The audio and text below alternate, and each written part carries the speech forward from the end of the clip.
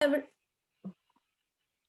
Hello everyone and good evening to one and all present here. Today we have with us young and budding aspirant Mr. Darshit Shroff. Darshit is pursuing MBBS from GMERS Medical College, Gotri, Vadodara, and he is second year student. His hobbies include singing and live stage performances. He has been uh, awarded for elocution and debate competitions. Darshit is a state level group representative for elocution competition. Today's topic is knowledge of first aid and its importance. And it's really an interesting and valuable topic. I welcome you, Darshit, on behalf of ISTD Anand chapter.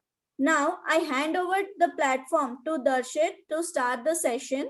I hope everyone will enjoy the session.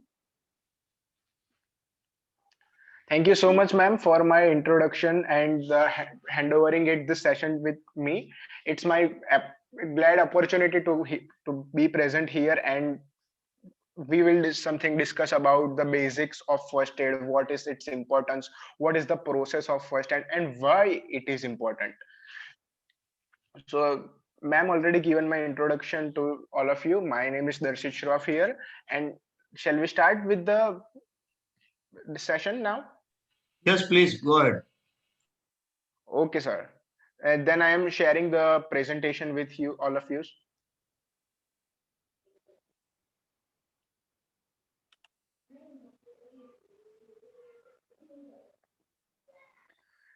Screen is visible or not? No. Okay, wait a minute.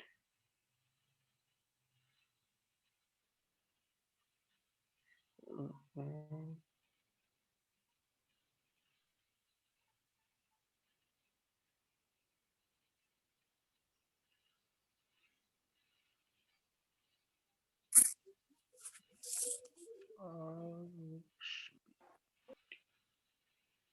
First aid and its importance. I am Darshit Shroff here, and we are starting.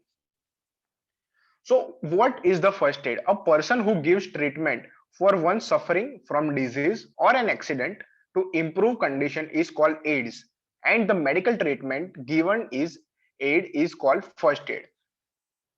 મતલબ અહીંયા આપણને એવું સમજાવવામાં આવી રહ્યું છે કે કોઈ બી પેશન્ટ છે, કોઈ બી પર્સન છે જે સફર થઈ રહ્યો છે કોઈ ડિઝીઝ થી, કોઈ એક્સિડન્ટ થી, અને તમે એના પહેલા વિટનેસ છો. કોઈ વર્ક પ્લેસ થઈ રહ્યું છે અથવા તમે આપણે કોઈ કામ માટે બહાર જઈ રહ્યા છે રસ્તામાં, કોઈ પણ જગ્યાએ, કોઈ પણ સિચ્યુએશનની અંદર કોઈ પણ વ્યક્તિ જ્યારે કોઈ ડિઝીઝ થી કે કોઈ બી ક્લિનિકલ કન્ડિશન થી સફર થઈ રહ્યું છે અને તાત્કાલિક પ્રોફેશનલ મેડિકલ ટ્રીટમેન્ટ જો અવેલેબલ નથી મળી રહી અને એ ટાઈમે તમે પર્સનને ટ્રીટ કરો છો તો એને કહેવામાં આવશે first aid. At its most basic, first aid is the initial assistance given to the victim of injury or illness, compressed of relatively simpler technique. મતલબ કે આની અંદર આપણે કોઈ ખાસ મેડિકલ પ્રોફેશનલ સ્કિલ્સની જરૂર નથી, કોઈ ખાસ ટેકનિકની જરૂર નથી. એકદમ બેઝિક નોલેજથી જ તમે પર્સનને ટ્રીટ કરી શકો છો. એને તમે એક પ્રાથમિક સારવાર આપી શકાય છે, જે આપણે ગુજરાતીમાં વર્ડ યુઝ કરતા છે ફર્સ્ટ એડ માટે, પ્રાથમિક સારવાર. પ્રાથમિક મતલબ કે જ્યાં સુધી કોઈ પણ એક પ્રોફેશનલ વ્યક્તિ અવેલેબલ નથી મળી જતો, કે જે પર્ટિક્યુલર જે વ્યક્તિ જે બી કોઈ ઘટના થઈ છે એની સાથે કોઈ બી જે ડિઝીઝ રિલેટેડ સફરિંગ થઈ રહ્યું છે, તો એને જ્યાં સુધી પ્રોફેશનલ ટ્રીટમેન્ટ નથી મળી શકતી તો ત્યાં સુધી એને બચાવવા માટે તમે આપણે જે બી કોઈ પ્રાથમિક સારવાર આપી શકીએ છીએ. અને એને that can be perform with rudimentary equipments. એની માટે કોઈ હાઈટેક ઇક્વિપમેન્ટની જરૂર નથી, કોઈ હાઈટેક સ્કિલ્સની જરૂર નથી એની માટે. First aid is usually carried out by a lay person until the professional medical assistance arrives. મતલબ એવું કોઈ જરૂરી નથી કે એની માટે તમારી પાસે મેડિકલની ડિગ્રી હોવી કે એનું નોલેજ હોવું જરૂરી છે. એની લે person or we can say any normal person can give the first aid to the patient to rescue his to save his life. What is the definition of first aid? What we mean by the first aid? First aid is the provision of immediate care to a victim with an injury or illness, usually affected by a lay person and performed within a limited skill range. આની માટે તમારી પાસે કોઈ જ વધારે skills ના હોય તો એનાથી કોઈ જ ફરક નથી પડતો. તમે ઇઝીલી તમારી બેઝિક નોલેજ થી કોઈ બી વસ્તુ વ્યક્તિને તમે ફર્સ્ટ એડ આપી શકો છો, એનાથી કોઈ જ ઇશ્યુ નથી. પ્રોબ્લેમ એ છે કે આપણને ફર્સ્ટ એડ નું એટલું સારું રીતે નોલેજ હોતું નથી, અને જનરલી આવી કોઈ સિચ્યુએશન થઈ જાય છે તો આપણે ત્યાં વિટનેસ થઈએ છતાં પણ એ સીનમાં પેનિક થઈને આપણે વ્યક્તિને સારવાર નથી આપી શકતા, અને જેના કારણે કોઈ નાની ઇન્જરી થઈ હોય એ પણ એક આગળ જતા ઘણી મોટી પ્રોબ્લેમ ક્રિએટ કરી શકે છે. તો આવી કોઈ વસ્તુને નિવારવા માટે ફર્સ્ટ એડ નું થોડું ઘણું પણ બેઝિક નોલેજ ખબર હોય તો આપણે કોઈ પણ વ્યક્તિનો કોઈ જગ્યાએ કોઈ જો ઘટના ઘટી જાય તો એનો જીવ બચાવી શકાય છે. First aid is an emergency aid or treatment given to someone injured, suddenly ill, etc., before regular medical service arrived or can be reached. That we mean by first aid, some basic treatment to the patient for saving his life. What is the objective of first aid? આપણે શું કામ કોઈને first aid આપીએ? આપણે તો દરેક patient એમ જ વિચારે ને કે મને જો કોઈ પ્રોબ્લેમ થયો છે તો હું એ પ્રોફેશનલ વ્યક્તિ પાસે જાઉં જે મને ટ્રીટ કરી શકે. વાત બરાબર છે, પણ જ્યાં સુધી કોઈ પ્રોફેશનલ વ્યક્તિ નથી આવી શકતા, અને કાં તો આપણે પેશન્ટની જગ્યાએ નથી લઈ જઈ શકતા, અને જો કોઈ વધારે પડતી સિરિયસ કન્ડિશન છે જ્યાં આગળ જીવન મરણનો પ્રશ્ન ઉભો થઈ જાય છે, તો એ વખતે પ્રિવેન્ટ ફર્ધર ઇન્જરી, કોઈ પણ ઇન્જરી ઓલરેડી થઈ ગઈ છે તો એને પ્રિવેન્ટ કરવી સૌથી વધારે જરૂરી છે. બીજી વસ્તુ એ છે કે પ્રિઝર્વ લાઈફ. આપણે કોઈનો જીવ બચાવી શકીએ છીએ ફર્સ્ટ એડ થી. માત્ર પ્રાથમિક સારવાર જ એવી વસ્તુ છે કે જો તમે સમયસર એને આપી દો તો જો કદાચ ના કરે નારાયણને જે બી વ્યક્તિ છે એનું મૃત્યુ થવાનું હોત તો તમે એને અટકાવી શકો છો અને જીવ બચી શકે છે સમય પર. અને પ્રમોટ રિકવરી. આ 3 પીસ છે, 3 piece of first aid. Most important and essential things to be clear in our mind. Prevent further injury, preserve life and promote recovery. આ 3 જે ફર્સ્ટ એડ ના બેઝિક રૂલ છે, એના ઓબ્જેક્ટિવ છે કે આપણે કોઈને ફર્ધર ઇન્જરી થતા બી અટકાવી શકીએ છીએ, એનો જીવ બચાવી શકીએ છીએ, અને રિકવરી પણ બને એટલી જલ્દી એની અંદર શરૂ થઈ શકે છે. જનરલી ફર્સ્ટ એડ ની જરૂર કયા કયા કન્ડિશનની અંદર પડે છે? તો જ્યારે પણ હોસ્પિટલ, એસેન્શિયલ વસ્તુ આપણા માટે કઈ છે જે બી સર્વાઈવ કરવા માટે? Airway, breathing, circulation and bleeding control. આ 4 એ મુખ્ય વસ્તુઓ છે, મેઇન એસેન્શિયલ ક્રાઇટેરિયા છે આપણો, જે નોર્મલ રહેવા જોઈએ. કે પર્સનની બ્રીધિંગ નોર્મલ રહેવી જોઈએ, એરવે ની અંદર બ્લોકેજ ના હોવું જોઈએ, મતલબ કે જે આપણો બ્રીધિંગ માટેનો આખો જે એરવે બનાવેલો છે, નોસ્ટ્રિલ્સ છે, થ્રોટ છે, એ આખા એરિયાની અંદર કોઈ બ્લોકેજ ના હોવું જોઈએ. પર્સનનું સર્ક્યુલેશન, મતલબ કે હાર્ટબીટ છે, એની બ્લડ સર્ક્યુલેશન નોર્મલ હોવું જોઈએ, અને બ્લીડિંગ ના હોવું જોઈએ. આ જે 4 મેઇન વસ્તુ છે જે આપણે ફર્સ્ટ એડ દ્વારા આપણે કરવાનું છે.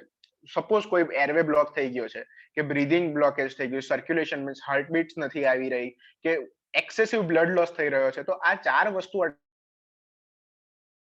અટકાવવું આપણો એક પ્રાઇમરી કન્સર્ન બની જાય છે. કારણ કે આ 4 એવી વસ્તુ છે કે જેની અંદર જે કોઈ એકની અંદર પણ વધારે કંઈ પ્રોબ્લેમ આવી જાય તો એની કોન્સિક્વન્સીસ આગળ જતા ઘણી બની શકે છે, વધારે એમાં કોન્સિક્વન્સીસ આવવાની ઘણી બધી શક્યતા વધી જાય છે. તો આ મેઇન એ વસ્તુ છે જેને આપણે ધ્યાનમાં રાખવાની છે. Importance of first aid. The importance of first aid is hard to overestimate.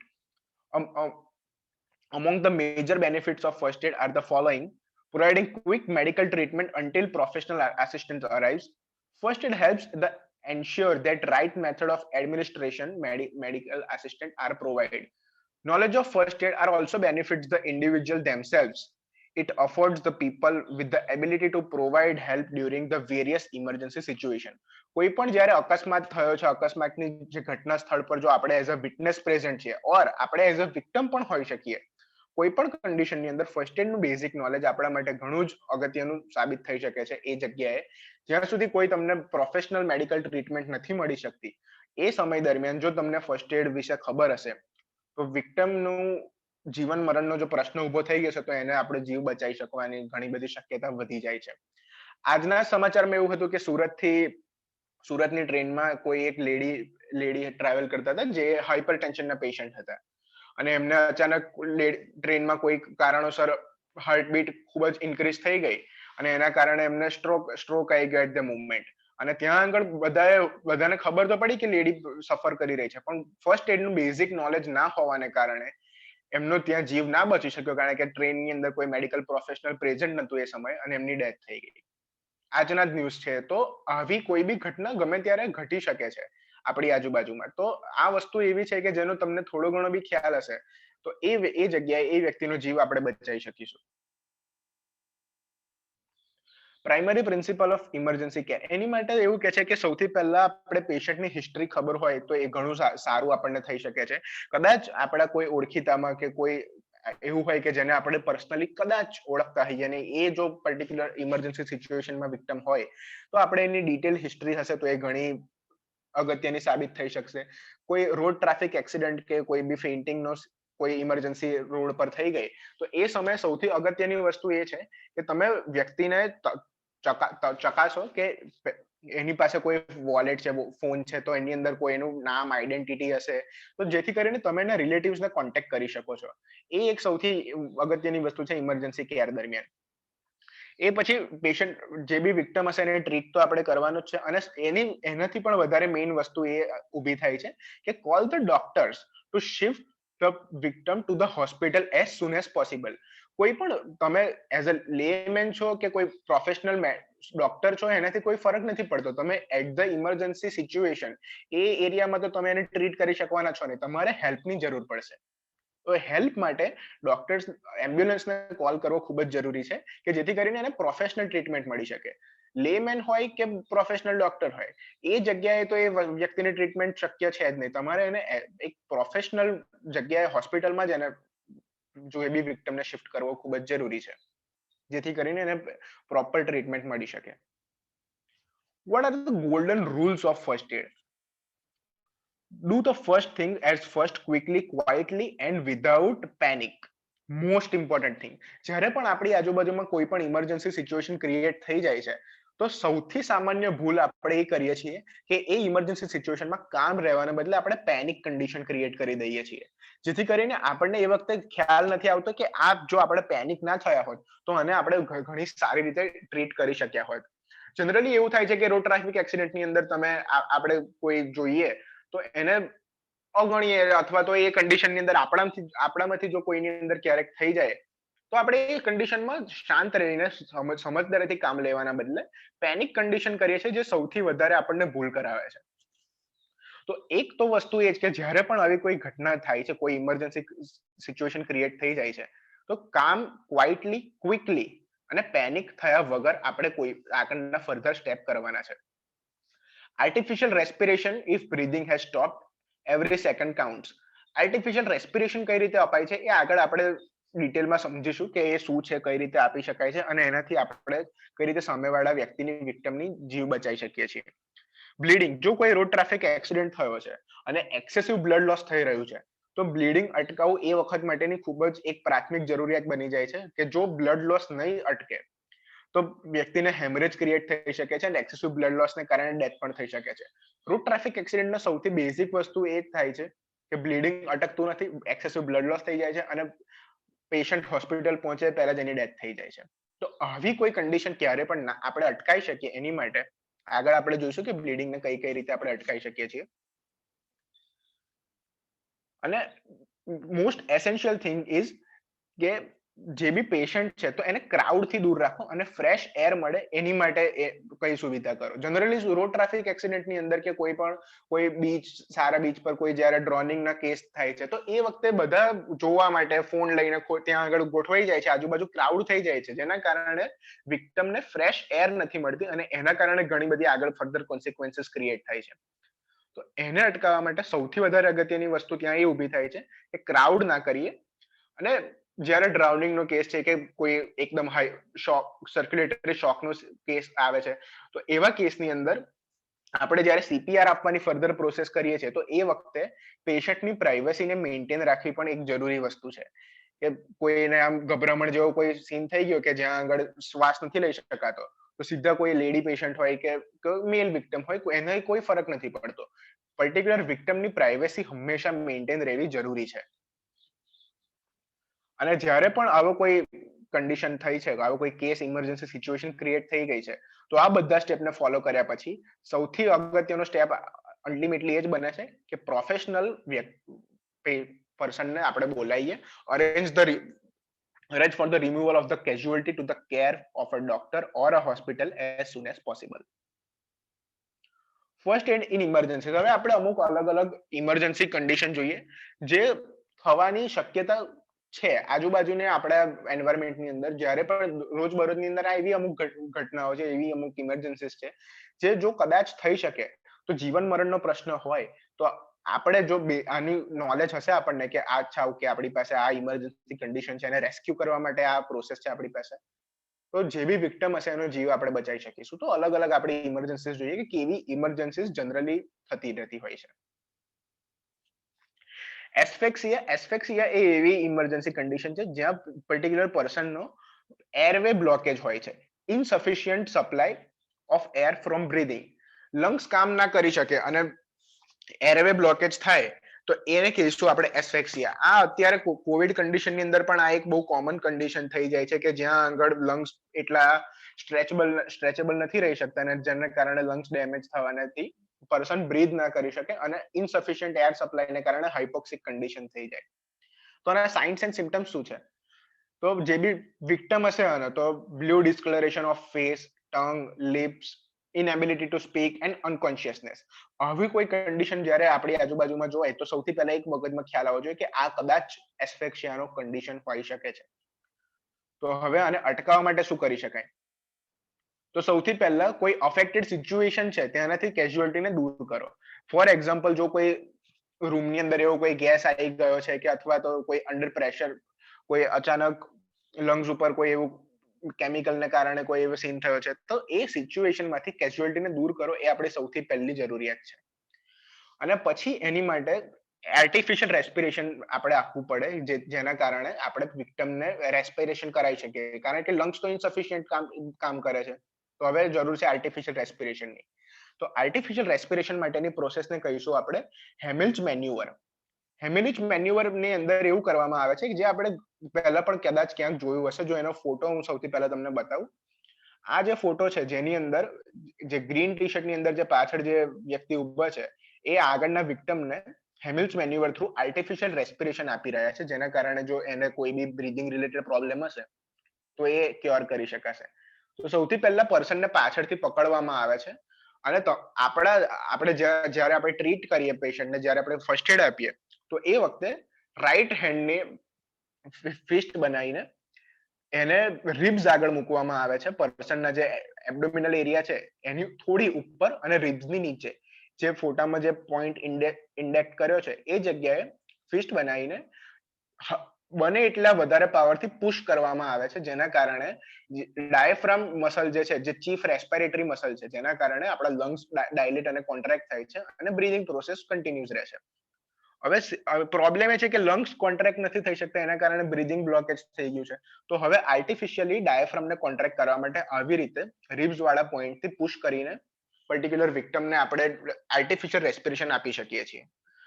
હવે કોઈ કન્ડિશનની અંદર એવું બને કે કોઈ જ એ જગ્યાએ હાજર નથી અને જો આપણામાંથી કોઈ જો વિક્ટમ હોય અને જ્યાં કોઈ જ તમને ફર્સ્ટ એડ નથી આપી શક્યું, તો જે બીજા ફોટામાં ચેરનો યુઝ કરવામાં આવે છે એ પણ આપણે કરી શકીએ છીએ કે કોઈ ચેર કે આવી કોઈ હાર્ડ ઓબ્જેક્ટ જે આજુબાજુમાં કોઈ પ્રેઝન્ટ હોય તો એના થ્રુ આપણે પોતાને જ હેમિલ્સ મેન્યુઅરની જો ક્યારેક કોઈ કન્ડિશનમાં જરૂર પડે તો આ રીતે આપણે પોતે પણ કરી શકીએ છીએ.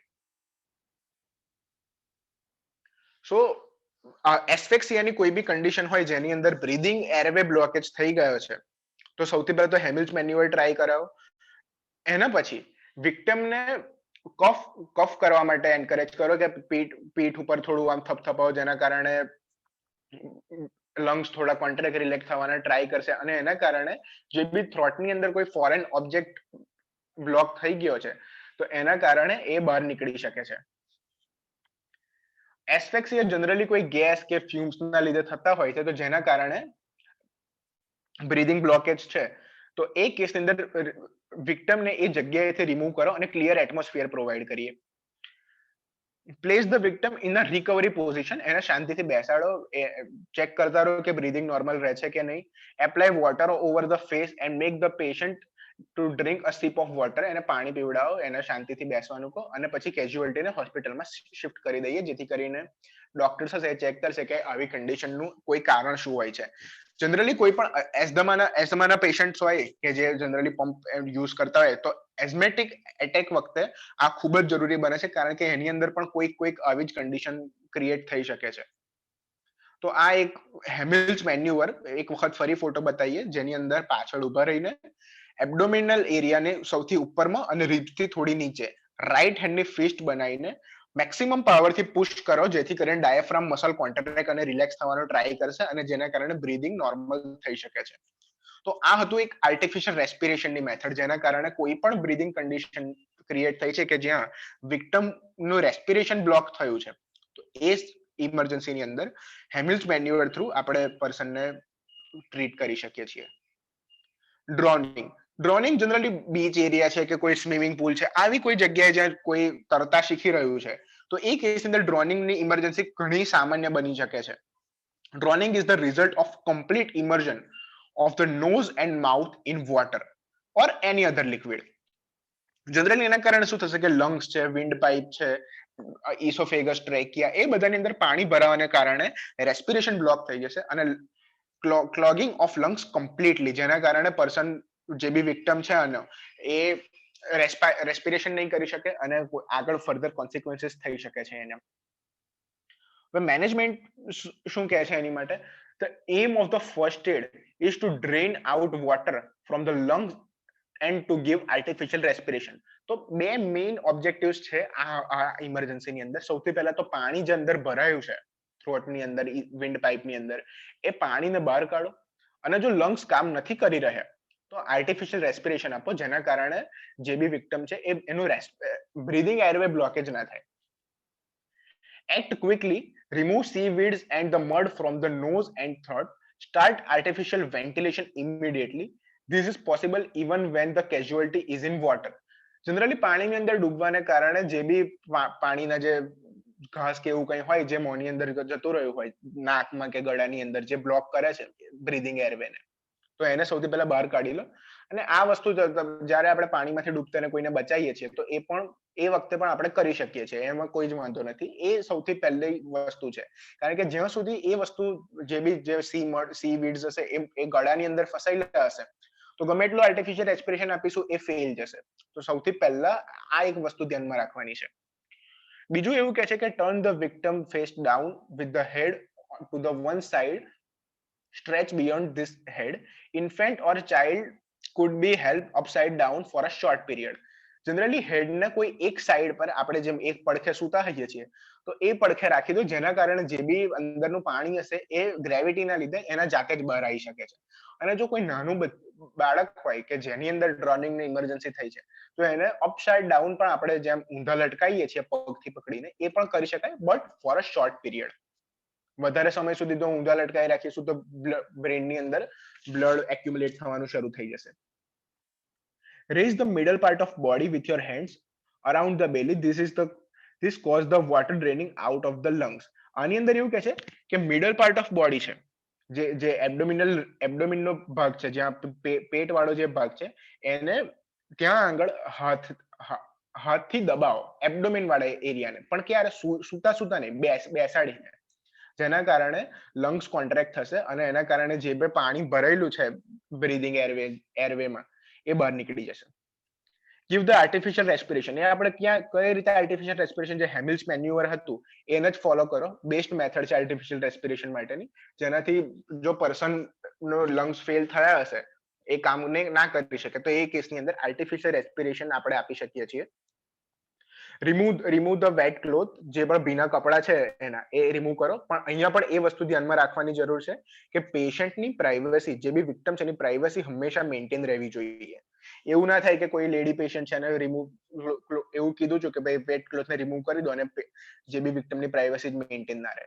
આ એક સૌથી મોટી ભૂલ છે જે ઘણી બધી વખત ફર્સ્ટ એડ દરમિયાન થતી હોય છે, જેની ફર્ધર કોન્સિક્વન્સીસ આગળ જતા આવી શકે છે. તો એ વસ્તુ પણ આપણે ધ્યાનમાં રાખવાની છે કે પેશન્ટ વિક્ટમને ફર્સ્ટ એડ તો આપણે આપવાનો જ છે, પણ એની સાથે સાથે એની પ્રાઇવસી છે, એની સિક્યોરિટીઝ બી મેન્ટેન રહેવી જરૂરી છે. જો જે બી વિક્ટમ નોર્મલ તમને આપણને લાગે કે હા હવે નોર્મલ છે, બ્રીથિંગ બરાબર થાય છે, કોન્શિયસ છે, તો એને કોફી કે કોઈ ડ્રિંક પાણી માટે ઓફર કરો. એને વધારે ઉઠબેસ ના કરવા દો, એને કોઈ એક જગ્યાએ શાંતિથી કોઈ શાંત જગ્યાએ બેસવાનું કહો. અને પછી જો એવું લાગે કે હજુ પણ વધારે કોઈ કન્ડિશન થઈ શકે છે તો એક વખત માટે હોસ્પિટલમાં કોન્ટેક્ટ કરો અને પછી એને હોસ્પિટલમાં શિફ્ટ કરી શકીએ છીએ. તો આ એક કેસ હતો ડ્રાઉનિંગનો. સૌથી પહેલા આની અંદર શું યાદ રાખવાનું છે કે થ્રોટ વાળા એરિયામાંથી જે સીવીડ્સ છે એને દૂર કરો, એબ્ડોમિનના રીજનમાંથી પર્સનને પુશ કરો, જેના કારણે જે બી પાણી હશે જે ગળામાં ભરેલું છે એને આપણે બહાર કાઢી શકીએ છીએ. આર્ટિફિશિયલ રેસ્પિરેશન આપો, ગરમ કપડા બ્લેન્કેટથી કવર કરો અને પછી અલ્ટિમેટલી એટ ધ લાસ્ટ હોસ્પિટલમાં એને શિફ્ટ કરી દો, જેથી કરીને ફર્ધર પ્રોફેશનલ ટ્રીટમેન્ટ એને મળી શકે જો જરૂર હોય તો.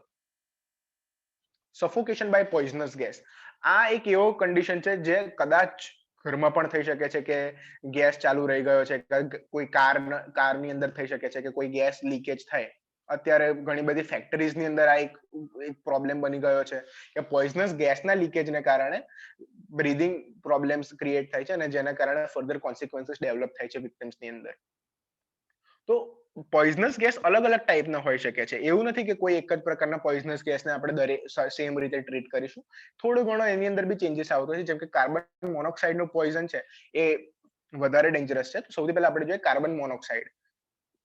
This gas is present in car exhaust fumes, household coal gas, during incomplete combustion of charcoal stoves and in coal mines.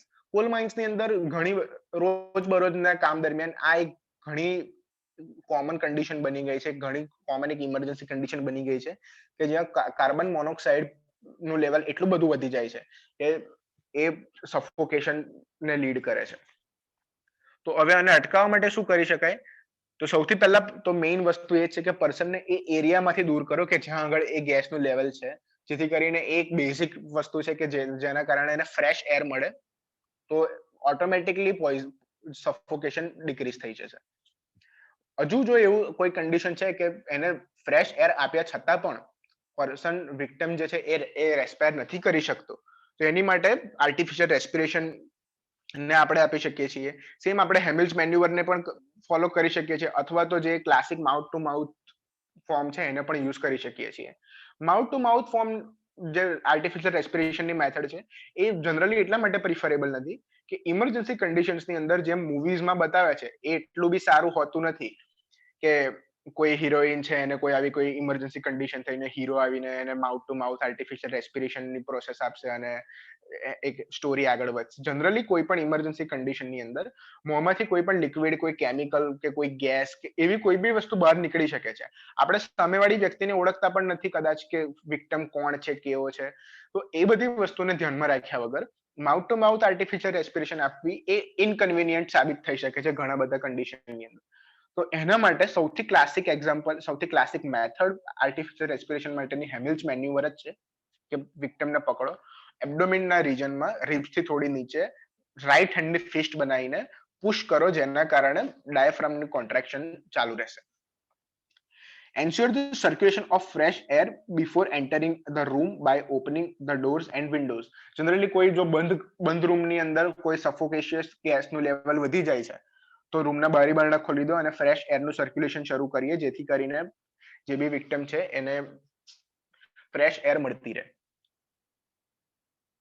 અને જો કોઈ વધારે સિરિયસ કન્ડિશન થઈ શકે છે કે આર્ટિફિશિયલ રેસ્પિરેશન આપ્યા છતાં પણ જો person as normal as react નથી કરી શકતા, તો એ કેસની અંદર હોસ્પિટલને કોન્ટેક્ટ કરો, જેથી કરીને એમ્બ્યુલન્સ આવશે અને પછી જે બી આગળ ફર્ધર પ્રોસેસ છે તે મેડિકલ પ્રોફેશનલ દ્વારા કેરી આઉટ થશે. કાર્બન ડાયોક્સાઇડ ગેસ છે જે કોલ્ડ માઇન્સની અંદર અથવા તો કોઈ રેફ્રિજરેટરના લીકેજને કારણે કે રસોડાની અંદર જો ગેસ ચાલુ રહી જાય તો એના કોઈ કન્ડિશનને કારણે પણ આ પ્રોબ્લેમ થઈ શકે છે. તો આની અંદર પણ આપણે આગળ જે પણ કન્ડિશન જોયા, જે બી આપણે પ્રિકોશન્સ લીધા, એ દરેક પ્રિકોશન્સ આની અંદર ફોલો કરવાના છે. અને વેન્ટિલેશન આની અંદર આપવું ખૂબ જ જરૂરી છે. જનરલી કોઈ એવો એરિયા છે કે જ્યાં આગળ સ્મોકર્સ છે, સ્મોકિંગ થઈ રહ્યું છે, અથવા તો કોઈ ફાયર થઈ છે કોઈ જગ્યાએ, એવી કોઈ કન્ડિશન અંદર જ્યાં સ્મોક વધી જાય છે, તો એ વખતે આપણે વધારે પ્રિફરેબલ વસ્તુ એ છે કે આપણે ઓલરેડી માઉથ અને નોઝને કોઈ બી towel, most important is wet ટોવેલથી કવર કરીએ અને એ કેઝ્યુઅલ્ટી વાળા એરિયાથી બને એટલે જલ્દી દૂર જતા રહીએ, જેના કારણે આપણને સફોકેશનનો પ્રોબ્લેમ ના થઈ શકે. Hanging, strangulation and થ્રોટલિંગ.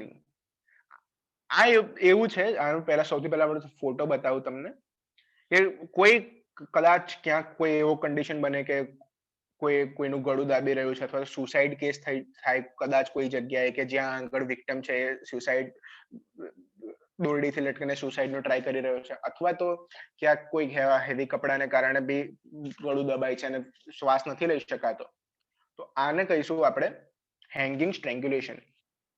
હેંગિંગ ની અંદર એવું છે કે hanging is suspension of the body by the nooses around the neck. તો ગળાના ભાગથી આપણે જ્યારે બોડીને લટકાવીશું તો એને હેંગિંગ કહીશું. કન્સ્ટ્રિક્શન અરાઉન્ડ ધ નેક, કોઈ પણ ગળું દબાય તો એને સ્ટ્રેંગલિંગ કહીશું. અને સ્ક્વીઝિંગ ઓફ થ્રોટ એને થ્રોટલિંગ કહીશું. હવે આ કેસની અંદર જનરલી સ્પાઇનલ સર્વાઇકલ ઇન્જરીઝ થઈ શકે છે, કે કેરોટેડ આર્ટરી છે જે ગળામાંથી જાય છે, જે આપણા મગજને બ્લડ સપ્લાય કરે છે, એ બ્લોક થઈ શકે છે, અથવા તો જે બ્રીધિંગ એરવે છે, શ્વાસ નળી છે, વિન્ડ પાઇપ, એ દબાઈ શકે છે અને એના કારણે ફર્ધર કોન્સિક્વન્સીસ ડેવલપ થઈ શકે છે. તો સાઇન એન્ડ સિમ્ટમ્સ ની અંદર જનરલી કોઈ બી વિક્ટિમની આજુ ગળા પર કોઈ એવો માર્ક છે, અથવા તો કોઈ આપણે લાઈવ આવું કોઈ ઘટના જોઈ રહ્યા છે કે જ્યાં આગળ આવું કોઈ થઈ રહ્યું છે, બ્લુ ડિસ્કલરેશન થાય, ઇમ્પેર્ડ અનકોન્શિયસનેસ, જો ઇમ્પેર્ડ કોન્શિયસનેસ થાય, આવી કોઈ કન્ડિશનની અંદર આપણે એ સ્ટ્રાઇક થવું જોઈએ કે આનું કોઈ કન્ડિશન છે હેંગિંગ ઓર સ્ટ્રેંગ્યુલેશનનું, અને પર્સને ટ્રીટ કરવું જરૂરી છે. મેનેજમેન્ટની અંદર સૌથી પહેલા તો immediately remove any constriction around the casualty's neck. Support the body while you do so if still hanging. તો સૌથી પહેલા તો ગળાની આજુબાજુના ભાગમાંથી કોઈ પણ એવું ઓબ્સ્ટ્રક્શન છે કે જે બ્રીધિંગ એરવેને કે કેરોટેડ આર્ટરીને કે સર્વાઇકલ વર્ટિબ્રાને ડેમેજ કરી શકે છે તો એને ત્યાંથી દૂર કરો. અને કદાચ જો કોઈ સ્યુસાઇડ કેસ છે અને પર્સન હજુ પણ લટકી રહ્યું છે તો સૌથી પહેલા એને સપોર્ટ આપો, જેથી કરીને એ લટકતું બંધ થાય અને એને સર્વાઇકલ વર્ટિબ્રાને ડેમેજ ના થાય. Do not move casualty unnecessarily in the case of spinal injury.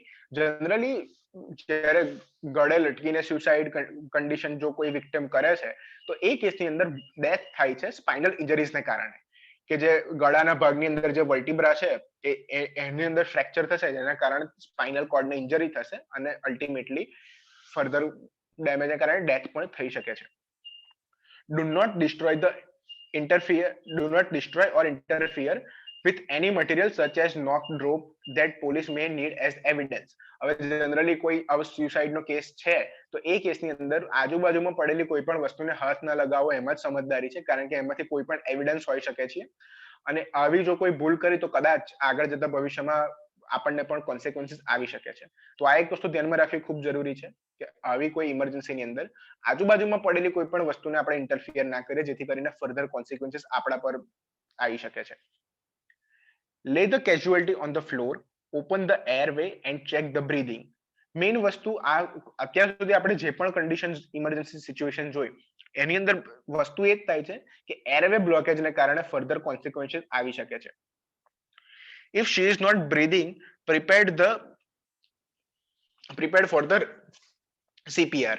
Generally જો આવા કેસની અંદર બ્રીધિંગ નોર્મલ નથી થઈ શકતી તો એને રિસેસિનેશન આપવા માટે સીપીઆર ની પ્રોસેસ જે આપણે આગળ જોઈશું કે સીપીઆર કઈ રીતે આપવામાં આવે છે અને એના બેનિફિટ્સ કયા કયા થઈ શકે છે એ આપણે જોઈશું. અને જો નોર્મલ બ્રીધિંગ થઈ રહી છે તો રિકવરી પોઝિશનની અંદર શાંતિથી કોઈ એક જગ્યાએ બેસાડો અને એને પાણી કે એવું કંઈ ઓફર કરો, જેના કારણે પર્સન કામ ડાઉન થઈ શકે.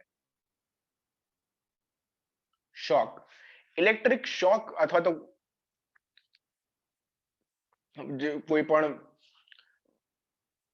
બોડી પાર્ટની અંદર બ્લડ સપ્લાય ઓછો થઈ જાય છે તો એને આપણે શોક કન્ડિશન કહીશું. Poor circulation to the vital organs, generally liver, kidney, heart, brain, આ આપણા જે વાઇટલ ઓર્ગન્સ છે એ વાઇટલ ઓર્ગન્સની અંદર બ્લડ સપ્લાય જ્યારે ઓછો થઈ જાય તો એને કહીશું shock. Shock is very serious and life threatening. The casualty may not know that they are in shock. ઘણી બધી વખત એવી ઇમરજન્સી કન્ડિશન થાય કે જ્યાં વિક્ટિમ છે, જે કેઝ્યુઅલ્ટી છે, એમને જ ખબર ના હોય કે એમને એ શોક કન્ડિશનની અંદર છે. જનરલી બ્લડ વેસલના ડાયલેશનને કારણે કે બ્લીડિંગને કારણે, સિવિયર ડિહાઇડ્રેશન, જે નિર્જળ ઉપવાસ કરે છે તો એ કેસની અંદર પણ ઘણી બધી વખત આવી કોઈ ઇમરજન્સી થઈ શકે છે. All leading to the drop in the blood pressure. આ બધાને કારણે જે નોર્મલ બોડીનું બ્લડ પ્રેશર છે એની અંદર ડિપ્લેશન થશે અને એના કારણે શોકની કન્ડિશન ડેવલપ થઈ શકે છે. જનરલી બ્લડ પ્રેશરના ડિપ્રેશનને કારણે વાઇટલ ઓર્ગન્સને બ્લડ સપ્લાય સફિશિયન્ટ અમાઉન્ટમાં નહીં મળી શકે અને એના કારણે ટ્રોમા થઈ શકે છે. ઘણી બધી વખત ઇમોશનલ ટ્રોમા કે ફિઝિકલ ઇન્જરીઝ ઇલનેસને કારણે પણ એ થાય છે. Sign and symptoms unusual behaviour, કાં તો બહુ એકદમ કામ હશે કે કોઈ જ વાત નહીં કશું નહીં, અથવા તો એકદમ એન્ઝાયસ હશે. બંને કન્ડિશન એ શોકને ડિનોટ કરે છે. પર્સન ટુ પર્સન એ બિહેવિયરની અંદર ચેન્જીસ થઈ શકે છે. Lack of pain to an injury, generally blood supply ઓછો થાય છે કોઈ પણ જગ્યાનો, તો એ જગ્યાએ કોઈ ઇન્જરી થશે તો બોડી રિસ્પોન્સ નહીં કરે અને એના કારણે પેઇન પર્સનને ફીલ નહીં થઈ શકે. આ કેસની અંદર કોઈ મેજર ઇન્જરીને કારણે જો બ્લડ લોસ વધારે પણ હશે તો વિક્ટિમ પોતે જ એને અટકાવવા માટે કોઈ સ્ટેપ્સ નહીં લે અને એના કારણે હેમરેજની કન્ડિશન પણ ડેવલપ થઈ શકે છે.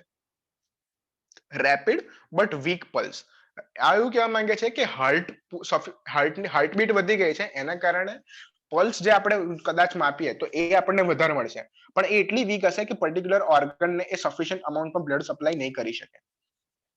અનકોન્શિયસનેસ, બ્લુઇશ સ્કિન, એ બધા પણ ઘણા બીજા કન્ડિશન છે. એક્ટિવેટ ધ, હવે આને અટકાવવા માટે આપણે શું કરી શકીએ છીએ? તો સૌથી પહેલા આવી કોઈ પણ કન્ડિશન જો આજુબાજુમાં આપણને જાણવા મળે તો સૌથી પહેલા એમ્બ્યુલન્સને કોલ કરો. Ask the person to lie on their side over to improve circulation, treat any injury and help them to take any medication for an illness. Generally પર્સનને કોઈ એક પડખે એને સુવાડો અને કોઈ બ્લીડિંગ થઈ રહ્યું છે કે જેને ઇન્જરી ફીલ નથી થઈ રહી તો એને અટકાવવા માટે હેલ્પ કરો. અથવા તો જો કોઈ એને દવા લેવાનું હોય છે કે એઝમેટિક એટેક છે કે એને પંપની જરૂર છે તો એવા કોઈ કન્ડિશનની અંદર એને પર્ટિક્યુલર મેડિકેશન્સ માટે હેલ્પ કરીએ.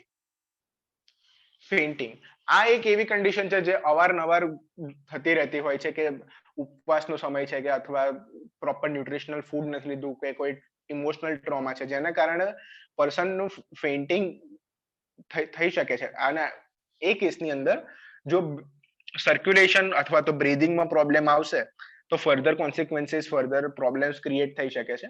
તો આપણે એને અટકાવવા માટે મેનેજમેન્ટની અંદર એવું કહેવામાં આવે છે કે if they feel faint then lie down which help with circulation. Generally આપણી આજુબાજુમાં જો કોઈ એવું બેભાન થતું આપણને લાગે કે એની કોન્શિયસનેસ જઈ રહી છે તો એને પકડી લો કે જેના કારણે એ જો નીચે પડશે તો હેડ જો કોઈ હાર્ડ સરફેસ સાથે હિટ થશે અથવા તો એનું જે ચેસ્ટ વાળો રીજન છે એ કોઈ હાર્ડ સરફેસ જોડે હિટ થશે તો ફ્રેક્ચર થવાની કન્ડિશન ખૂબ જ વધી શકે છે અને ઇન્જરીઝ થઈ શકે છે. એને અટકાવવા માટે વિક્ટિમને તરત પકડી લો અને એને બેસાડો જેના કારણે સર્ક્યુલેશન નોર્મલ થઈ શકે અને બીજી કોઈ ફર્ધર ડેમેજ ના થાય જેના કારણે સ્કલ ફ્રેક્ચર કે રિબ્સ ફ્રેક્ચર વાળી કોઈ કોન્સિક્વન્સીસ એવી કોઈ કેઝ્યુઅલ્ટીને આપણે અવોઇડ કરી શકીએ.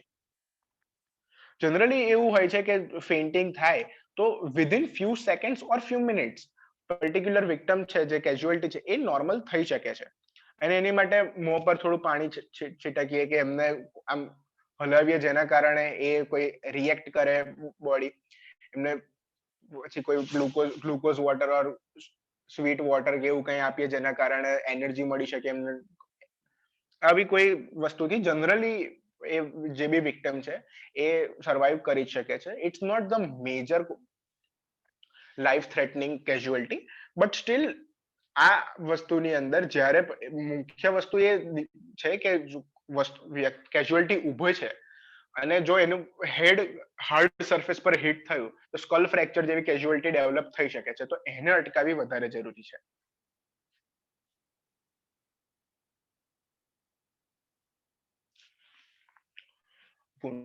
Abdominal and chest wounds can be quite serious because internal organs may be damaged, which can cause internal bleeding and even shock.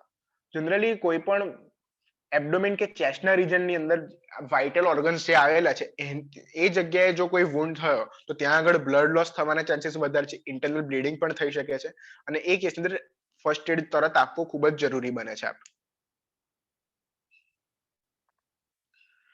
સૌથી પહેલા જ્યારે પણ હવે કોઈ ઘા પડે વિક્ટિમને અને આજુબાજુમાં કોઈ છે નહીં ને આપણે જ્યારે ફર્સ્ટ એડ એને આપી રહ્યા છીએ તો એ વખતે સૌથી પહેલા વસ્તુ એ છે કે આપણે કામ અને કામ રહેવાનું છે, એની સાથે સાથે જે બી વિક્ટિમ છે એને પણ કામ રાખવાની જરૂર છે, કારણ કે એન્ઝાઇટી કન્ડિશનની અંદર સિમ્પેથેટિક નર્વસ સિસ્ટમ સ્ટિમ્યુલેટ થશે અને એના કારણે બ્લડ પ્રેશર વધે અને કોઈ બી વુન્ડમાંથી બ્લડ લોસ ઇન્ક્રીઝ થશે, જે સારી વસ્તુ નથી. આપણે બ્લડ લોસને અટકાવવાનો છે. તો જો વિક્ટિમ કામ નહીં રહી શકે અને બ્લડ લોસ ખૂબ જ વધી જશે તો હેમરેજિક કન્ડિશન ડેવલપ થઈ શકે છે.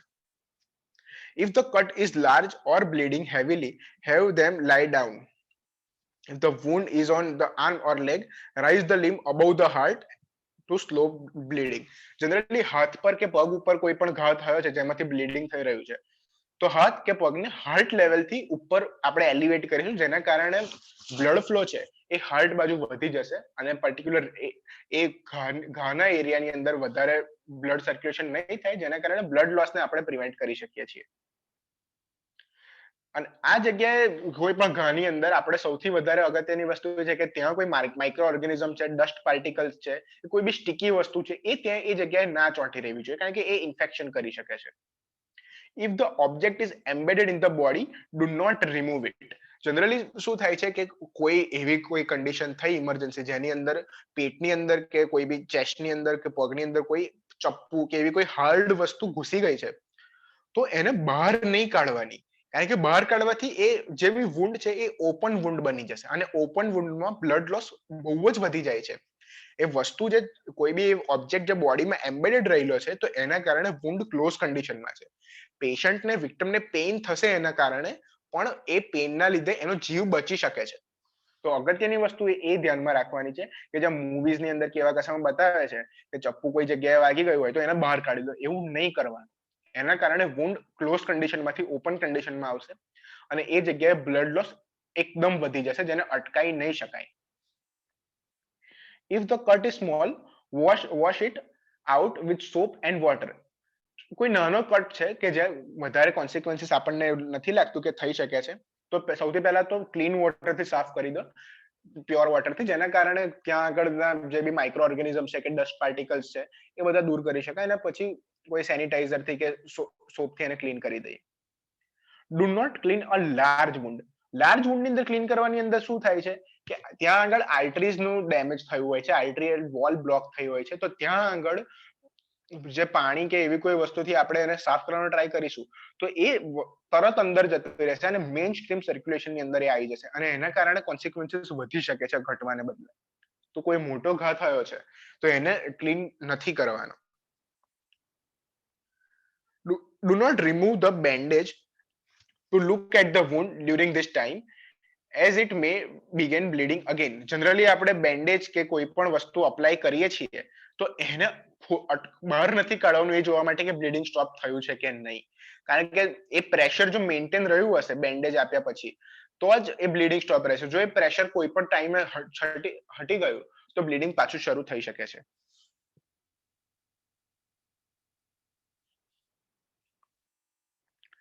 હવે જે વુન્ડ છે એ અલગ અલગ ટાઈપના હોઈ શકે છે. ઘણી વખત એક સામાન્ય સ્કાર પણ હોઈ શકે છે અને ઘણી વખત કોઈ મેજર ઇન્જરીઝ બી હોઈ શકે છે. જનરલી જો કોઈ ડીપ ઓબ્જેક્ટ અંદર ફસાઈ ગયો છે કે ફેસ ઉપર છે, એનિમલ બાઇટ છે કે ડર્ટ પાર્ટિકલના કારણે ઇન્ફેક્શન થયું છે કે બ્લીડિંગ અટકતું નથી, આવી કોઈ કેઝ્યુઅલિટી જો થાય તો એ કેસ અંદર મેડિકલ કેરની જરૂર ખૂબ જ છે અને એ કેસ અંદર એમ્બ્યુલન્સને કોલ કરવો અનિવાર્ય બની જાય છે. Hemorrhage or bleeding. Damage to the skin or trauma can be laceration, abrasion or avulsion. Generally haemorrhage વાળી કન્ડિશન છે, હેમરેજિક કન્ડિશન, એ એના કારણે ડેવલપ થાય છે કે બીજી કોઈ ટ્રોમા થયો છે, રોડ ટ્રાફિક એક્સિડન્ટનો કેસ છે કે ફ્રેક્ચર થયું છે અને એવા કેસ અંદર આર્ટરી ડેમેજ થવાને કારણે બ્લીડિંગ વધી જાય છે. માઇનર બ્લીડિંગ હશે તો એને નોર્મલ પ્રેશર આપવાથી જ આપણે એને અટકાવી શકીશું, એની માટે કોઈ જ ફર્ધર વસ્તુની જરૂર નહીં પડે અને એક વખત બ્લીડિંગ અટક્યા પછી જે બી વુન્ડને આપણે ક્લિયર કરી શકે છે, વોટરથી એને સાફ કરી શકીએ જેથી કરીને ઇન્ફેક્શન નહીં થાય. હવે જો હેમરેજિક કન્ડિશન વધારે છે અને બ્લડ લોસ નથી થઈ શકતો તો એની માટે શું કરવામાં આવે છે, તો સૌથી પહેલા પર્સનને કોઈ એક રેસ્ટ કન્ડિશનમાં રાખો જેના કારણે હાર્ટ રેટ અને બ્લડ પ્રેશર નોર્મલ રહે. જો પર્સન એન્ઝાયસ કન્ડિશનની અંદર આવી ગયો, એને એન્ઝાયટી થવા લાગી તો સિમ્પેથેટિક નર્વસ સિસ્ટમ સ્ટિમ્યુલેટ થશે અને બ્લડ પ્રેશર એકદમ એલિવેટ થઈ જશે અને because of the elevation in blood pressure, hemorrhagic condition will further continues.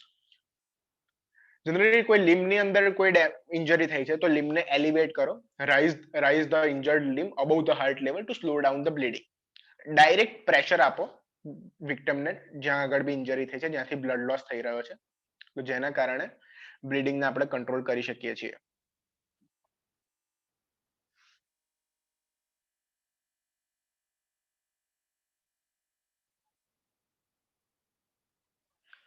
Fracture આ રોડ ટ્રાફિક એક્સિડન્ટની અંદર ક્લાસિકલ એક્ઝામ્પલ છે કે જ્યારે બી એક્સિડન્ટ થાય છે તો એ કેસની અંદર ફ્રેક્ચર કોમન વસ્તુ છે.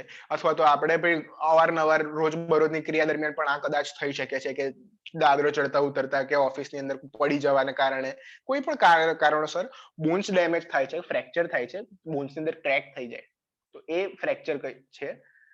In most of the case, the damage to the bones will be under skin, which is called close fracture.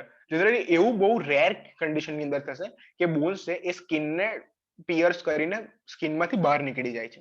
એ બહુ જ રેર કન્ડિશન છે. જનરલી ક્લોઝડ ફ્રેક્ચર પણ જોવા મળે છે. In both case, you will need to treat the casualty for shock. Even if you can't see any blood, the break might be have caused internal bleeding. Generally ફ્રેક્ચરની અંદર બોન્સની આજુબાજુ પર જે artery હોય છે તો બોન્સ ડેમેજ થશે તો આર્ટરી એની જગ્યાએથી ડિસ્લોકેટ થઈ જશે અને ડિસ્લોકેશનને કારણે ઇન્ટરનલ બ્લીડિંગ થશે, જે આપણને દેખાશે તો નહીં પણ એ જગ્યાએ સ્વેલિંગ ઇન્ટરનલ બ્લીડિંગને કારણે બહુ જ વધી જશે, જે ફર્ધર કોન્સિક્વન્સીસ ડેવલપ કરી શકે છે. તો એના માટે જે પ્રમાણે આપણે શોકની અંદર પર્ટિક્યુલર વિક્ટિમને ટ્રીટ કરીએ છીએ એ જ રીતે આપણે ટ્રીટ કરીશું કે એને એ જે ફ્રેક્ચર વાળો પોર્શન છે તે જગ્યાએ ઇન્ટરનલ બ્લીડિંગને આપણે મિનિમાઇઝ કરી શકીએ.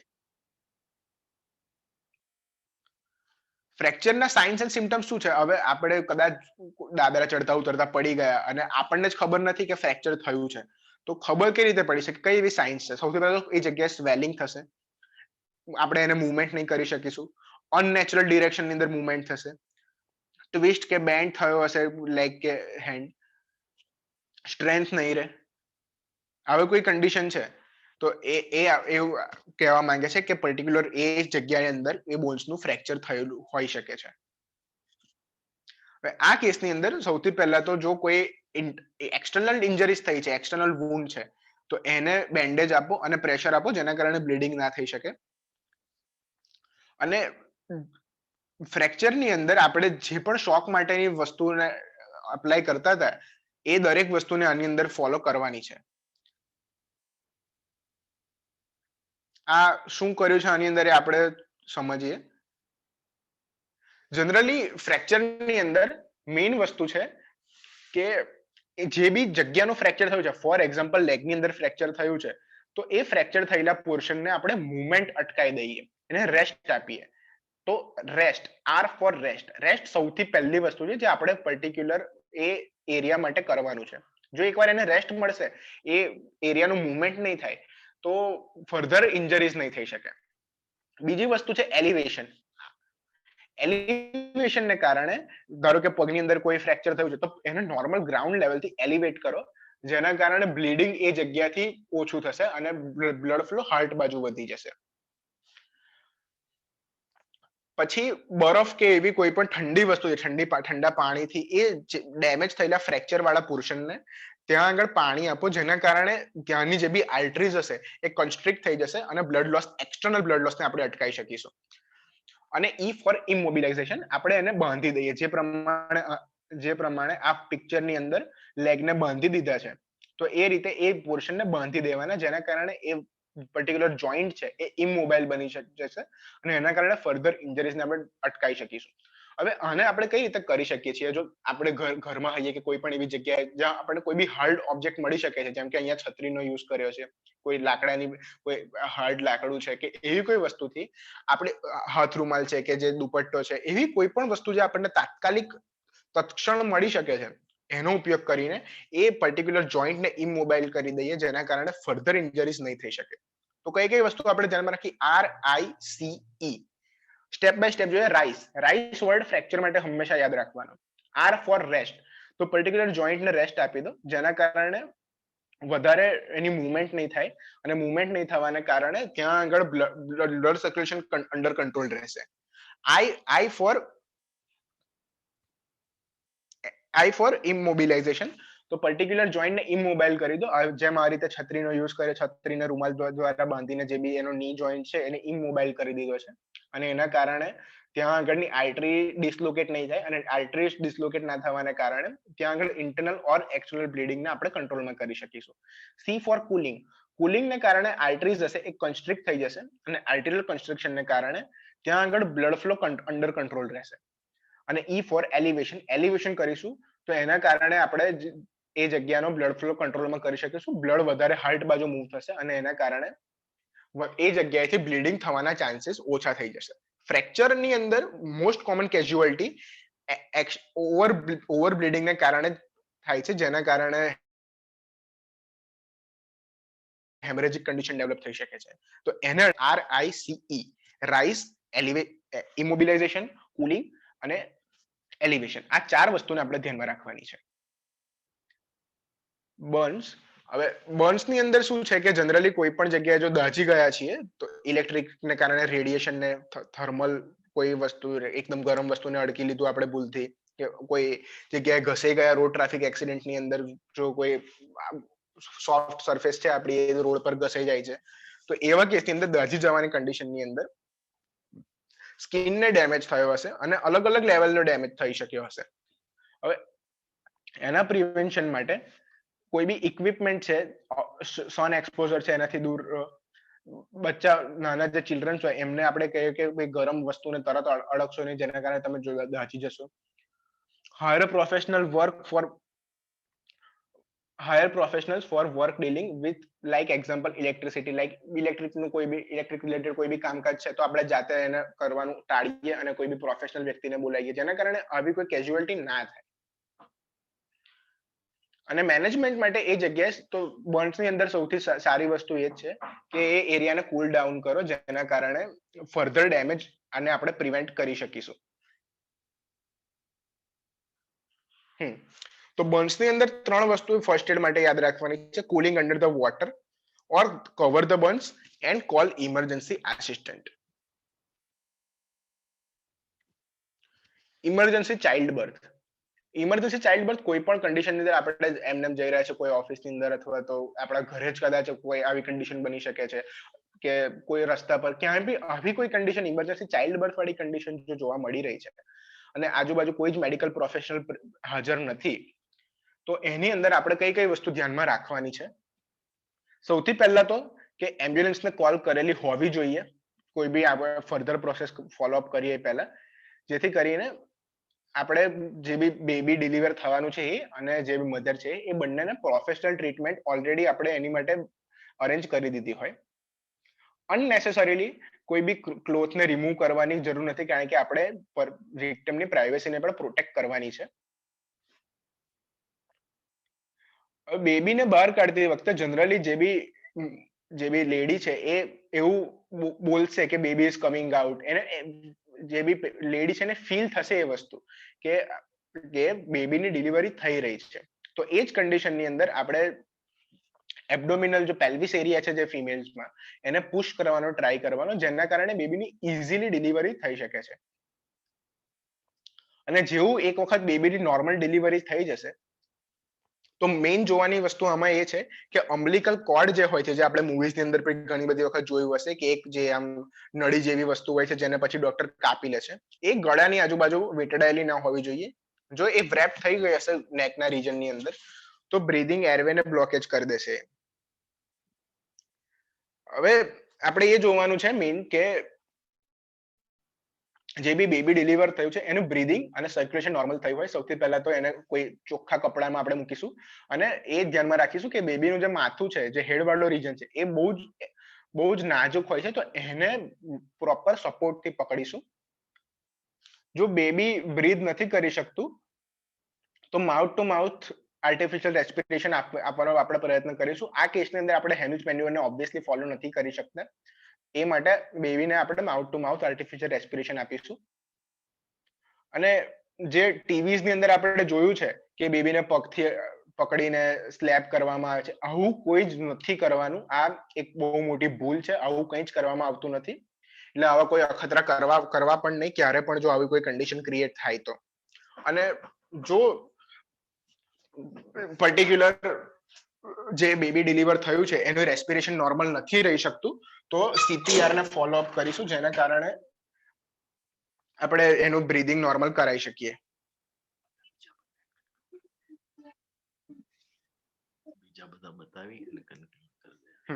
અને હવે એક લાસ્ટ કન્ડિશન આપણે જોઈએ હાર્ટ એટેક. હાર્ટ એટેક ની અંદર શું થાય છે કે જે બી ડાયાબિટીક પેશન્ટ છે કે હાઇપર ટેન્શન ના પેશન્ટ છે તો એમની અંદર જ્યારે બી સર્ક્યુલેટરી પ્રોબ્લેમ્સ ક્રિએટ થાય તો એ વખતે આ કન્ડિશન થઈ શકે છે. માયોકાર્ડિયલ ઇન્ફાર્ક્શન અને ક્લિનિકલી એને નામ આપ્યું છે જેને આપણે નોર્મલી હાર્ટ એટેક તરીકે કહેતા હોઈએ છીએ. Rapid but weak pulses, shallow breathing, nausea, vomiting, unconsciousness, pallor skin આવી કોઈ સાઇન્સ એન્ડ સિમ્ટમ્સ જ્યારે દેખાય તો એ હાર્ટ એટેકને ડિનોટ કરે છે કે ભાઈ પર્ટિક્યુલર પેશન્ટને માયોકાર્ડિયલ ઇન્ફેક્શન થઈ રહ્યું છે.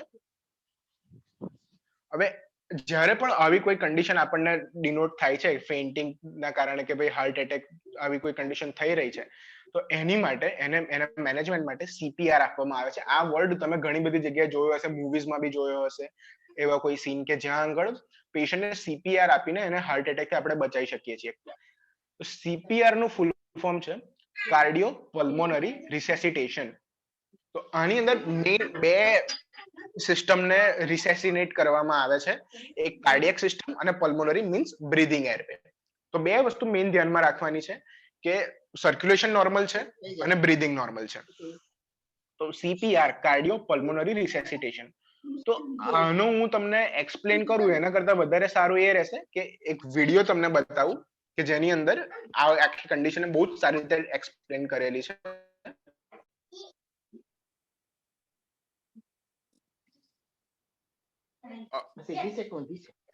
અવાજ આવે છે? એક વખત કોઈ હા કે ના કહેશો જરા. વિડીયો નો અવાજ આવી રહ્યો છે? હેલો.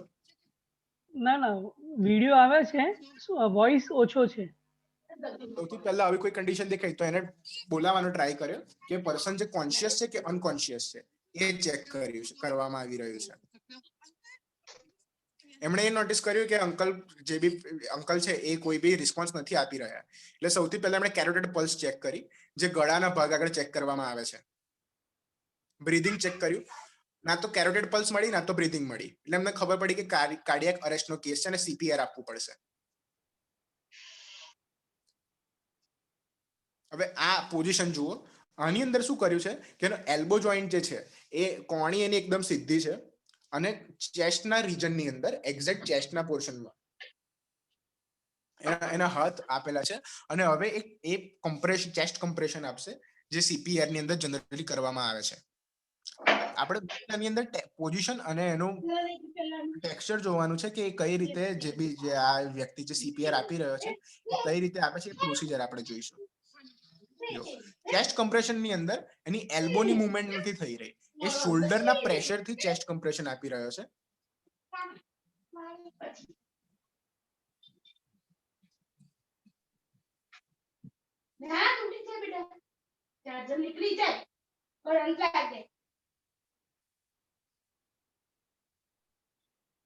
અહીંયા સુધી જો આપણે જોઈએ તો અહીંયા સુધીમાં એને આપણે એવું પ્રોસિજર એવી કરી એને સૌથી પહેલા તો એને પર્સનને બોલાયો કે ભાઈ અંકલ એવું એને બોલાવવાનો ટ્રાય કર્યો જેના કારણે ખબર પડી કે પર્સન અનકોન્શિયસ છે. બ્રીધિંગ ચેક કરી, સર્ક્યુલેશન ચેક કર્યું, બંને નેગેટિવ મળ્યું કે ના તો બ્રીધિંગ થઈ રહી છે કે ના તો સર્ક્યુલેશન છે. તો એ કેસની અંદર એણે સીપીઆર ની પ્રોસેસ ચાલુ કરી. તો હાથને સીધો ચેસ્ટ ઉપર મિડ પોઈન્ટમાં રાખીને 30 કન્ટિન્યુઅસ ચેસ્ટ કમ્પ્રેશન આપવાના છે ફૂલ પ્રેશરથી. પણ યાદ રાખવાની વસ્તુ એ છે કે એલ્બો મુવમેન્ટ ના થવી જોઈએ, આપણે શોલ્ડરના પ્રેશરથી આપવાનું છે. જો એલ્બો મુવમેન્ટ થઈ તો સફિશિયન્ટ અમાઉન્ટમાં પ્રેશર નહીં મળે ચેસ્ટને અને એના કારણે હાર્ટ ફરીથી બીટ થવાનું શરૂ નહીં કરી શકે. આ કેસની અંદર પ્રેશર આપતી વખતે એવું પણ કન્ડિશન બની શકે કે રિબ્સ ફ્રેક્ચર થઈ શકે. બટ અત્યારે વધારે અગત્યની વસ્તુ એ છે કે હાર્ટબીટ્સ નોર્મલ કરી શકાય, ના કે રિબ્સને ફ્રેક્ચર થતા અટકાવી. અને 30 ચેસ્ટ કમ્પ્રેશન આપ્યા પછી 2 વખત માઉથ ટુ માઉથ આર્ટિફિશિયલ રેસ્પિરેશનની પ્રોસેસ ફોલો અપ કરી છે. અને આ સાયકલ ત્યાં સુધી ચલાયા રાખવાની કે જ્યાં સુધી પર્સન કોન્શિયસ ના થાય. 30 chest compressions, 2 times mouth to mouth artificial respiration.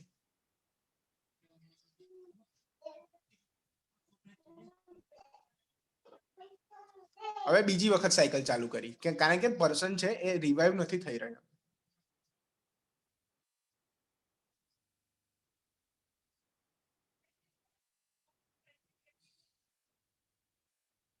ફરી વખત 30 ચેસ્ટ કમ્પ્રેશન અને 2 વખત mouth to mouth artificial respiration આપી અને હવે થર્ડ સાયકલ ફોલો અપ થઈ રહી છે. Still person is not રિવાઇવ્ડ.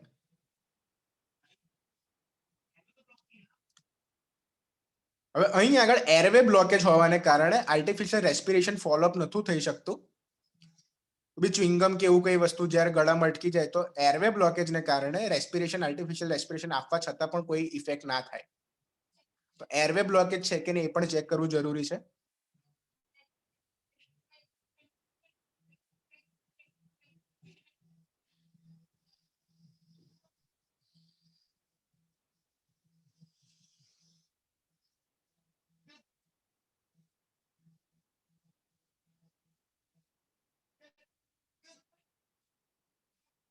જો એમણે નોટિસ કર્યું કે હવે જે બી પર્સન છે એની આંખો હલી રહી છે અને ત્યાં સુધીમાં એમ્બ્યુલન્સ પણ આવી ગઈ અને એને પ્રોફેશનલ હવે કેર કરશે કે જે ભાઈ એને કન્ડિશન છે એની માટે.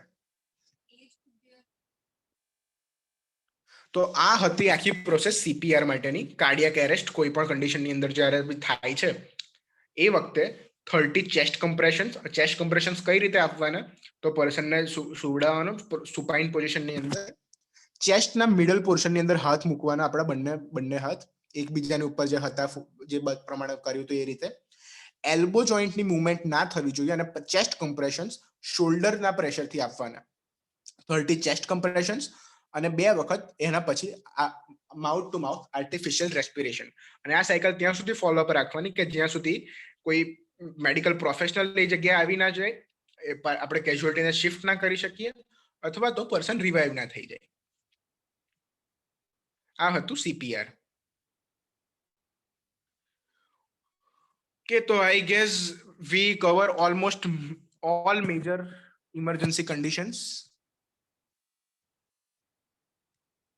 So I rest the session. Thank you so much everyone for your kind attention and to join this session. It's a very great opportunity for me to be present here and discuss with you about the first aid and its benefits, various emergency conditions. It's my pleasure, all of you. So yeah, thank you everyone. I hope you enjoyed this session. I guess Yes, you will. Darshit bhai. You were We not have bored. enjoyed your Any session. questions? Anyone? We have enjoyed your session and we have learned many things which were new for us. And अगर ये जो आपने जो लिया है ना वो practical से अगर सिखाया जाए और वन डे जैसा मतलब सबका हैंड्स ऑन एक्सपीरियंस या वो करवाए ना तो बहुत अच्छा होगा. ये कोविड की जो है परिस्थिति के बाद अगर हो सकता है तो we would like to invite you to do the practical. हम सब practical करके सीखे ना तो it will my pleasure, sir. हाँ, तो we will definitely have your session like workshop, right, in association with maybe any hospital, right? It was wonderful, and any question from participant they can ask.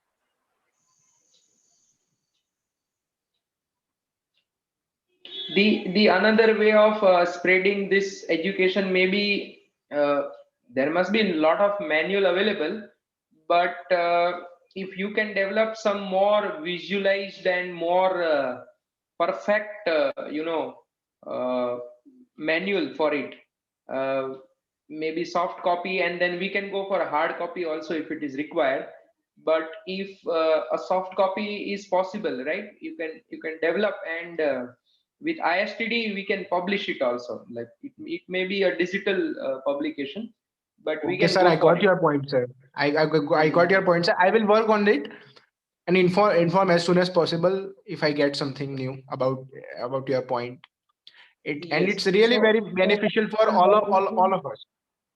If we spread that manual, it may be a one page manual and showing the first aid for whatever kind of problem, cardiac as well as the other problem you said. So for each problem, if some such kind of manuals is developed and designed by you, and promoted by ISTD, right? Yes, sir. I got know your that point, sir. there must be manual available, but how we can simplify and how we can make it more effective, right? Yes, sir. And generally what happens, such kind of manuals are available in hospitals and such places. It will not Yes. reach to the people, right? So that's why if ISTD can do it, right? So in Yes, sir. future also, like if we publish something, say for example, recently we published a book, right? So if such kind of Yes, sir. publication is there, like in our Western Region Conference, we had a souvenir. So in such kind of souvenir or in such kind of publication, if possible, and if we have such kind of ready-made manual, then we can publish Yes, it sir. also, right? So if it is Yes, sir, I got your accessible point completely, sir. in a non-conventional manner, right? Then definitely. Yes, sir. फिर क्या होगा, Of कोई भी यहाँ से देख रहा है तो it is very interesting. So then people will easily gone through it. Otherwise people may Yes, not yes. go to the hospital and then refer it, right? Or else we can also ISTD, I even propose to chairman also कि बड़ा सा अगर वो हो सके ना, it may be a bigger size, बड़ी size का वो मैनुअल बना के हर स्कूल में भी लगा देना, है ना? हाँ. हर स्कूल में भी हम लगा दें, हाँ. और जैसे design by you That and we- promoted by ISTD, that ऐसा करके that we हर can स्कूल do. में या That we ऐसे can do. पब्लिक प्लेसेस में जहाँ पे जिसकी विजिबिलिटी हो, हाँ. तो ऐसे मतलब कोई वेट कर रहा है, जैसे हॉस्पिटल, जैसे ये प्राइवेट क्लिनिक है जहाँ पे लोग ऐसे ही वेट कर रहे हैं, तो वहां पे हम वो वी कैन हाँ. Place it at some strategic हाँ. Location.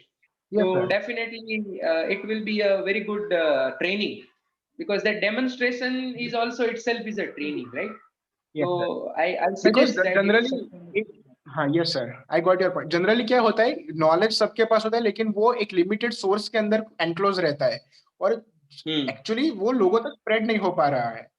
Our purpose is to spread this knowledge to everyone. So yes sir, I got your point. I will work on it. Definitely work क्या on होता है, it. थोड़ा innovation चाहिए. जैसे कि अगर बच्चों में ये नॉलेज वो कराना है, तो उसमें तुमने कोई कार्टून ले लिया, जैसे भीम को रख दिया, है ना?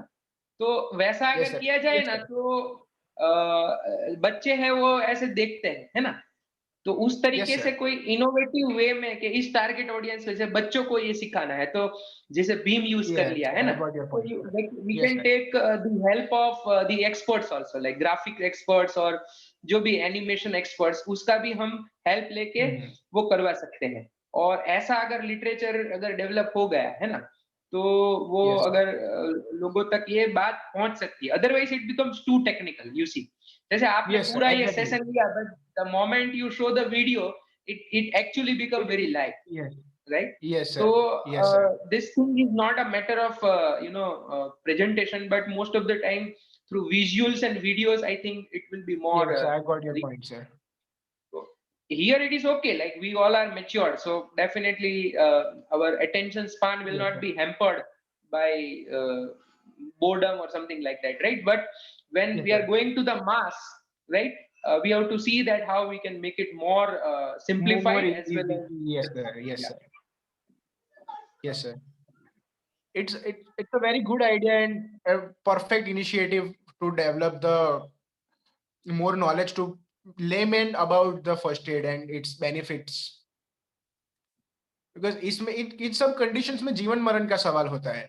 अगर थोड़ी सी भी हमने अटेंशन दे दी और शांत रहकर अगर विक्टिम को ट्रीट करते हैं, तो सामने वाले की जान बच सकती है. और ये एक चीज और भी कर सकते हैं, मतलब I propose all the other member even in the training event also, कि जैसे कि आप जो मेडिकल फील्ड से जुड़े हुए हैं, जैसे आप है, और now your sister will also going to join it, तो ऐसे 10 लोग हमारे यहाँ वो हो जाए ना, तो जैसे हमने इस महीने आपका शेड्यूल बना दिया कि आप ये 2 स्कूल में जाके करेंगे, है ना? हाँ. तो या स्कूल या कॉलेज में जाके लाइव डेमोन्स्ट्रेशन देंगे आधा घंटे का, है ना?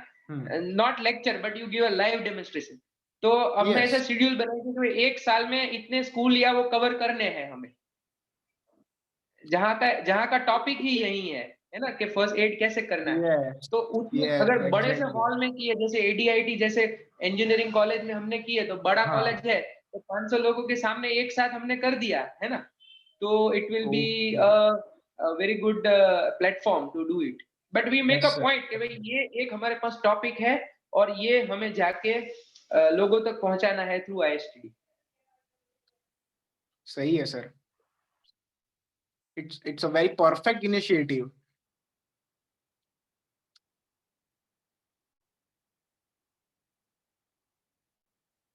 I hope you all not got bored by this session, and you will have some very interesting information about what is the first aid and how it works for different emergency We conditions. all have enjoyed your session. Thank you so much, sir. It's a very great opportunity for me as well to be here with all of you, sirs.